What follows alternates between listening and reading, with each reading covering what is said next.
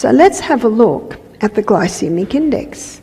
Let's have a look at where the wheat sits on the glycemic index. What is the glycemic index? The glycemic index is a reading on how quickly the glucose in food is released into the blood. So the glycemic index, say baseline, is 55.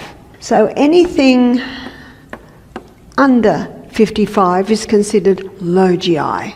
And that's great for the diabetic because low GI foods give a nice, steady, slower but sure release of glucose. All your berries, they sit at about 26, and that's why berries are a great fruit for diabetics because they're low on the glycemic index. Grapefruit, that sits at 25, and that's not a surprise because it's not a really sweet fruit. Banana sits quite high. So you look at a cherry and you look at a banana and you think, well, why is the banana high and the cherry low? It's all about the fibre structure. Under a microscope, the fibre structure in the banana is loose, so the glucose is released quickly.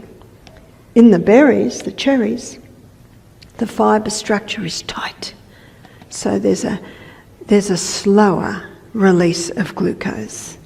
It's like sweet potato and the Irish potato.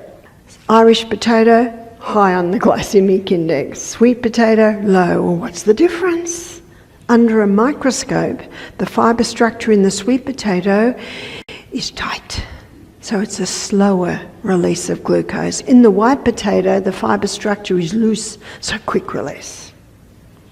You can Google glycemic index and it'll give you a reading of where different foods sit on the glycemic index.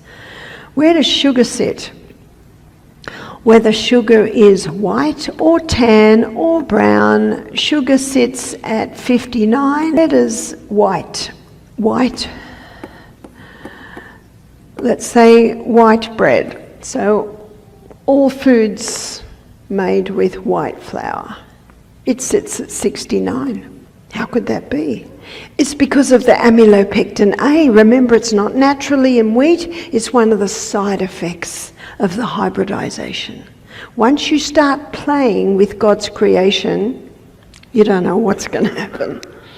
That's why genetically modified foods are actually dangerous foods because they have the potential to actually interfere with and interrupt our own DNA. Where does wholemeal sit? So you call it whole wheat. So the whole wheat bread, it sits at 72. How could that be? Because the whole wheat is not refined, it's got more amylopectin A in it. I had a guest do our program. She said, I'm a diabetic. I was diagnosed at 65. I'm now 69. I do everything they tell me. I have whole wheat bread, whole wheat pasta, whole wheat cereal, whole wheat. And every 6 months I go to the doctor and he puts me on more insulin. In fact, she started crying. She said, you've just solved the puzzle. Now, if you want to explore this in more detail, there's a book called Wheat Belly by Dr. William Davis. It's a bestseller.